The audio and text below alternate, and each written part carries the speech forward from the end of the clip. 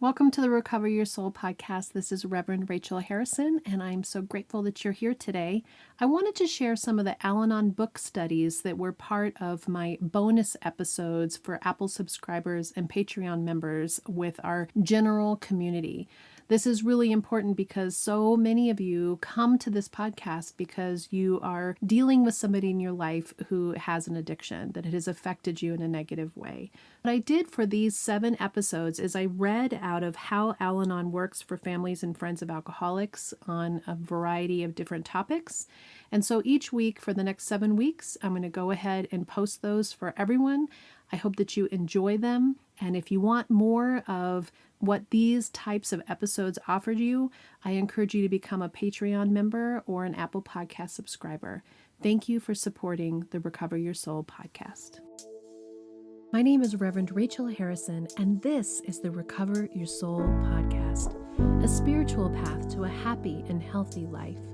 I started Recover Your Soul after having profound changes in my life from my recovery of alcoholism, control addiction, and codependency. I was guided to share the tools and principles of spirituality and soul recovery to help others transform their lives as mine was transformed.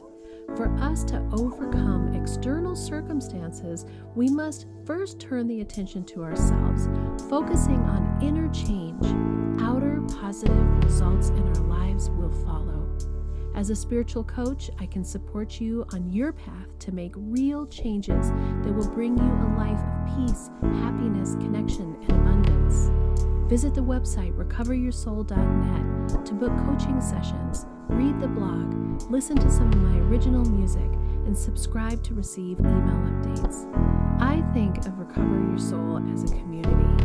Follow us on social media and join the private Facebook group to support each other and connect. For an extra episode each week and to support this podcast, become a Patreon member or subscribe on Apple Podcasts. Together, we can do the work that will recover your soul. Hello and welcome to the subscribers and members of Recover Your Soul. I am so grateful that you are choosing to support this podcast and to support this mission that I have. I feel so committed to this community, a place where anyone wanting soul recovery as an addict or being affected by addiction can follow a spiritual path to a happy and healthy life. And your being here and listening to this bonus episode means that you are doing the work, that you are committed to having a happy and healthy life and using these tools and principles in your life to have your own soul recovery. I've been thinking about what could we do to do a deeper dive into the bonus episodes. And the Al-Anon slogans were so popular and moving into detachment directly out of Al-Anon. And so many of the listeners that we have here in Soul Recovery come from this desire to change, to have healing, that they are affected in some way by addiction or dysfunction or narcissistic people in their lives or codependence. And so I know that some of you are recovering from your own addictions, and some of you just want to deepen your lives through this work. Use these tools and principles that came to so many of us from darkness. And some people just say, hey, what can I do to really improve and grow my life? So I'm decided that I really wanted to move into a book study from How Al-Anon Works for Friends and Families of Alcoholics, which is a fantastic piece of Al-Anon literature. It's where I read out of the slogans that you listened to in season 2. And so I just wanted to pick up on the chapter right after the slogans, and we're just going to kind of move through a little bit of the book and do directly the readings, and then I'll reflect on my life and the soul recovery way of seeing things that I want to share with you.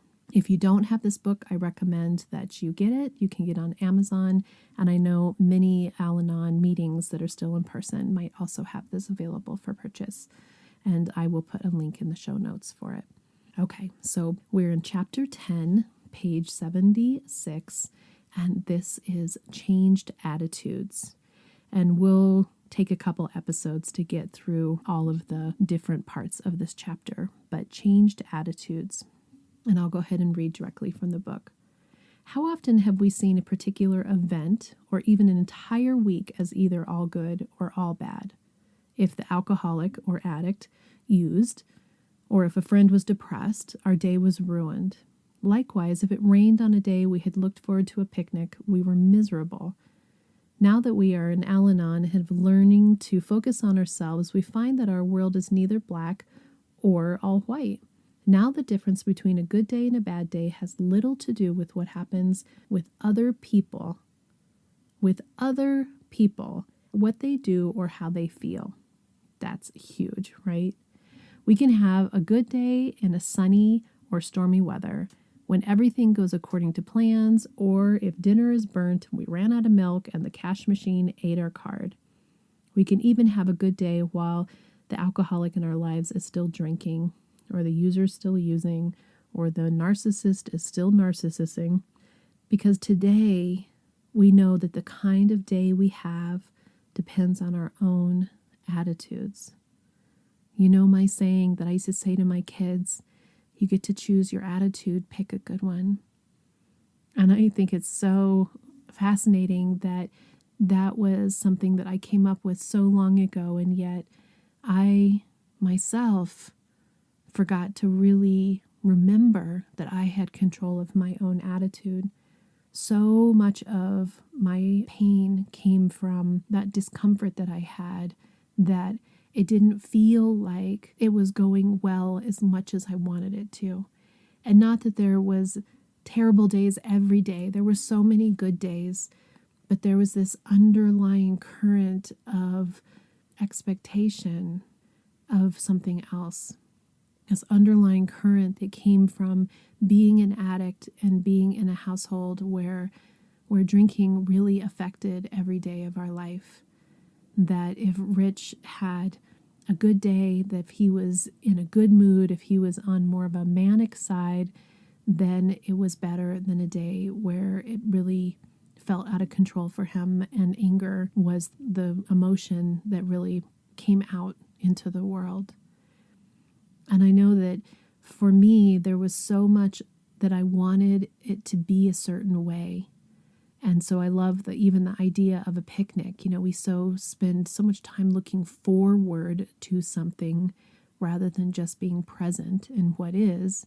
And then when that something doesn't turn out like we wanted it to, like as often as that happens all the time, right? We can have a preference of what we would like, but we get really caught up in it being exactly like what we want.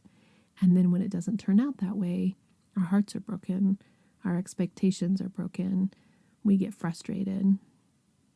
So changing our attitude to be able to have a good day, even if the weather didn't turn out, even if the people around you aren't in a great mood, even if the person who's using that is in your life is using, can you turn that attention to yourself? Change your attitude and pick your happiness, your health, your mind, your soul recovery as the first and most important thing. So I'm going to go on and read from the book. This section's called The Power of Attitude. As Shakespeare suggested, there's nothing either good or bad, but thinking makes it so. Take that in for a second. There's nothing either good or bad, but thinking makes it so. Consciously or otherwise, our attitudes affect the way we perceive everything that happens in our lives. So that if the life we experience often has more to do with the way we interpret what happens than with the events themselves. Okay, I can totally call myself out and say, this pertained to me in a major way, that my perception that if I felt like at a job that I had that I was being undermined, that I wasn't being respected, every single thing that happened, I could see from the perspective of having disrespect and being undermined. And when I started doing this work and changing that attitude, I could see that I was looking through a perception that was coloring everything that was happening in my life. If I think that my husband is going to be upset, even when he's not upset, I'm coloring everything that he says as if there's some hidden agenda behind there. So we can interpret things the way that we choose. So this is a really powerful concept, I think. It goes on to say, nobody wants to get sick. Illness can be uncomfortable, sometimes excruciatingly so. But if we wind up in bed with a bad cold or with something more serious, I would say now we have COVID to put into that line, we nonetheless have a choice about how we view the experience. We can once again perceive ourselves as victims, dwell on all the things we're unable to do, or feel terribly sorry for ourselves, or we can treat the situation as a blessing in disguise. Being unexpectedly incapacitated may actually leave us feeling unexpectedly relieved, temporarily free from everyday pressures. We can take advantage of the opportunity to rest, to take stock, to catch up on some of the quieter activities we may have neglected, or simply to be good to ourselves. Realizing that we often take for granted both our health and the precious time we've been given in this life, we may develop a fresh appreciation for both, making each day that much more fulfilling. This reminds me of my COVID story at Christmas time, that I first, when I tested positive for COVID, was so disappointed and so sad and frustrated that I was going to miss the time with my children while they were out visiting. I was afraid that I would get everybody sick. I was irritated that it was ruining what I had set up for what I expected and wanted Christmas to be. And as I laid in bed and just turned the attention to my feelings, what I recognized is I felt sad. I felt grief that I wasn't going to get to do the things with my kids that I had so looked forward to. But I did the practice, the soul recovery practice of saying, how can I see this differently? How can I see the blessing in this? How can I take care of myself? And when I did that, I remembered that it was going to be okay, that my kids are adults, that my husband is an adult, that they could feed themselves, take care of themselves, have a good time. And they ended up having their own experience that was lovely and wonderful. I didn't have to get involved with it. And that for me, I just allowed myself to rest. And I said, what if this wasn't Christmas? What if this was any other day? What if this was a different week? That could I allow myself to just be in the moment and to just allow that sort of comfort of being in a soft bed, being in a place where I was safe, appreciating how lucky I was that I could isolate someplace that felt so serenity, so comforting. And I just slept and I read and I watched TV and I rested. And that felt very different. And then I just saw it as a blessing that I wasn't more sick as other people had been, that I had gratitude for it moving through me quickly.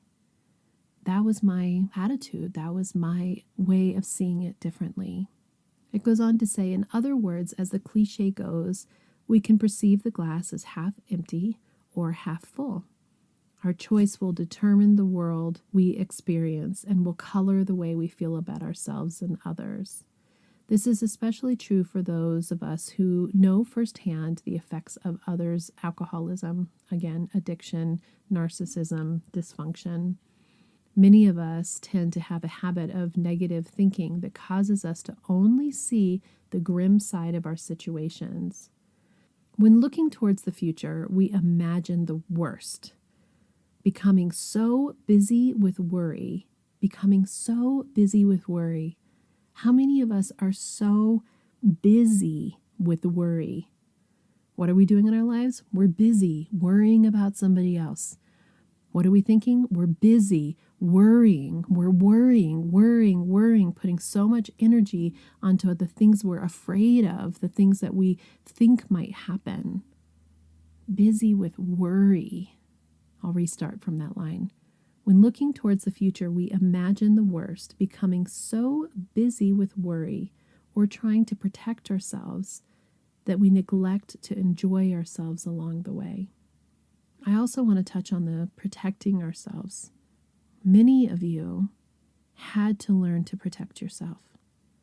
Many of you, it was essential that you learned to protect yourself when you were younger based on the life that you had as a child. And it's unfortunate that that is how you had to learn how to be. So is that still serving you now? This protection, is it still necessary? And if it is necessary, can we look at your life and what you want from your life to allow you to be in a life and a situation where you don't need to have the protection? The busyness, worrying, and the protecting ourselves, we lose ourselves. We can't see ourselves in our life. We aren't enjoying ourselves along the way. I think now that I'm in recovery and I've had such an incredible transformation in my life, I look back and I think, I didn't even think I deserved to be happy. And happiness is our right. Happiness is what we are here for. Somewhere along the line, we were told that it was struggle, but it doesn't have to be struggle. It can be joy and tenderness and ease and happiness. That's why we're on this spiritual path. That's why we're doing soul recovery, to have a happy and healthy life. It goes on to read, rather than turning to others, we brace ourselves for disappointment and withdraw from the joyful opportunities of our life. Rather than turning to others, so many of us, we didn't have the safety. You didn't have the safety to be able to ask for help, to ask for support. And so we're always bracing for the disappointment, withdrawing, afraid. That's not serving us any longer. That's not serving you any longer. It's time to move on. It goes on to say, when our expectations are not met or when our plans are disrupted, we feel sorry for ourselves and angry with those that we think are responsible. We use them to justify our own unfinished work. We use them to justify broken promises or neglected responsibilities. This is a big one too, because when we put that responsibility on somebody else and then we start to fall short, we actually don't see our own part, because all we can see, all we want to see, all we've been trained to see, all that we see is other people's disappointments, other people, how they affected us, and why we can justify the places where we aren't finishing our work. We are breaking our promises. We're neglecting our responsibilities. But when we become a fuller, healthier, happier person, we can let somebody else have their own consequences in their life, and we can become more responsible for ourselves, which means that we finish our work. We don't break our promises, and we don't neglect our responsibilities. We become whole. We take responsibility for ourselves. It goes on to say, changing such self-defeating attitudes is essential to recovery, but we have to be honest with ourselves. There's no value in pretending to have a sunny outlook when we really perceive a situation to be painful or frightening, or when we feel the world is a gloomy place. We are seeking genuine change, not denial. And the first step in changing our negative attitudes is becoming aware of them. And the process rarely happens overnight. This is so important because I know for me, denial was a major way how I coped. That underneath, and I was an alcoholic as well, so I was not only using drinking but I was using a denial to not see it. The way that the family dynamics were creating, I just had this vision of, I didn't do dinner. I couldn't stand the four of us sitting at dinner together because it ended up being not a place where people got to share their day or how they felt or what their wins or what their hurts were. It was a place where we just fought. It was painful for me to watch Rich constantly correct the children, especially my oldest son, on what he was doing wrong. And so I used denial, and I used denial by not having dinner anymore and creating a situation where it felt safer for me to not have dinner at the table. So either I created a situation where I was busy and didn't have dinner available to anybody at all. So I was using, in the above paragraph where it says neglected responsibilities, I wasn't even feeding my family because I couldn't handle it.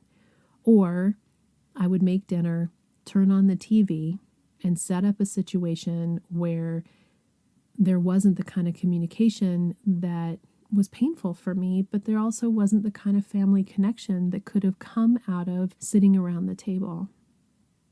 And in my mind, what I remember thinking was that sunny outlook where, oh, we're just going to sit around and we'll watch a movie instead, spiritually bypassing, not dealing with, not allowing the feelings that came from that fear and the hurt that I had of not wanting us to sit, just the four of us, ever. That was too scary for me. It goes on to say, even after we recognize a self-defeating attitude, maybe this one for me was this attitude that we couldn't all be together alone, quietly, without some other distraction for fear of an argument breaking out. We may be dismayed to find it popping up unexpectedly again and again. I find myself still, even to this day, having that as an undercurrent when we get together, even though it's not what is our reality anymore. But it was so strong in me that it took a long time. It's still taking a long time to really, really let go. So it says, the attitude seems to stand out, and we wonder how we could have ever missed it and whether others had become aware of how destructive it is. But before we can take an effective action, before we can actually change the negative outlook to a positive one, or change self-pity into gratitude, we have to accept ourselves precisely the way we are. We have to accept ourselves precisely the way that we are. I can accept and love myself knowing that those choices that I made then, those were the choices I needed to make to keep myself safe. And it wasn't the right, healthy choice. But I accept myself for that. I accept myself for the fear that sometimes it still comes up, that I'm still afraid that there's going to be a huge fight, a big blowout. I don't have to be perfect. They don't have to be perfect, as a matter of fact. And accepting myself as who I am is the foundation of loving myself. And until we love ourselves deeply, it's hard to really have that love and connection with somebody else. So it goes on to say, we need to admit that the disturbing habit or attitude is part of us. We need to acknowledge our feelings and perceptions as they are, and we also need to cultivate the willingness to change. You are here cultivating the willingness to change. You are here doing soul recovery. You are here waking up, having an awareness, looking deeply at yourself, accepting yourself for all that you are. It's all okay. Being afraid, that's okay. Look at it. Be willing to see it so that you can do an action to start to change, to cultivate change. Because we cannot do this alone, we ask our higher power for help. This is where the healing happens. when we can stop thinking that we personally, we alone as this human, have to take care of everything, have to feel everything, have to be responsible for everything in our lives and mostly for ourselves. Can we trust? Can we begin to allow ourselves to be held and supported by that higher power, knowing that actually everything's working out for its highest good, that those things that feel like a closed door, those things that feel like a hard wall, can we see them as giving us what we need to move forward? That sometimes we have to hit something really hard to be willing to make a different direction, to stop what's happening and make a change, to hit a bottom. Can we allow ourselves to be held in the arms and support of higher power and allow the flow of life and let go of control? It says, as we become willing, turn the page, we search for positive aspects in every situation and find gifts hidden in even the most trying times. That's so interesting, because when I was going through some of those darkest times, I would have never thought that they were gifts. But when I look back on my life and the things that I learned, and some of even the stuff that happened with the kids and the things that they had to go through, that has created who they are today. That has given them the chance and the opportunity to grow and to change and to learn and to experience and become wholehearted human beings, to manage their own lives, to deal with their own addictions, to deal with their own emotions, to heal from being raised in an alcoholic home. And so if we can go into something and say, we're in the curriculum of life, and I'm going to look at this for what it really is instead of what I'm afraid it is, and I'm going to look and see the gifts instead of only the curses, that change in attitude can change everything. So it says gradually, and at first oh my goodness, I'm a terrible reader. Gradually, our outlook shifts until the world actually appears brighter and more inviting. In time, situations that would given us rise to any number of negative attitudes pass almost unnoticed. We may even find something in those situations for which we can be grateful. Yeah. As we do this work and your attitudes change and your healing happens and your soul recovery is happening, you find that the things that used to really trigger you or really put you in a place of fear or sadness, you have more strength to handle them. You don't react. You pause and you respond. You allow the natural course of events to happen. You keep that attention on yourself. What a great reminder to have our attitude be of our own decision. You get to choose your attitude, so pick a good one. I think we'll stop for today and pick up on gratitude next time. Thank you for spending this time with me. I am very curious. You are the inner community of soul recovery, and I would love to have you go to the private Facebook group and share your experience. Let us know how things are going for you.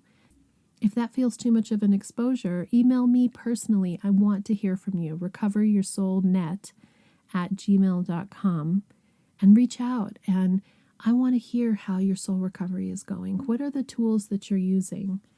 How can we help you recover your soul? I want to make sure that especially this bonus content that you have decided to support, invest in soul recovery, is exactly what you need. And I am so excited that we're on this journey together. So I will see you next time. Namaste. Are you wondering, how do I go deeper on my path to soul recovery? Or how do I support this great podcast? Well, here's how. Here's your call to action. If you're ready for real inner change and would like to work directly with me, visit the website and book a coaching session.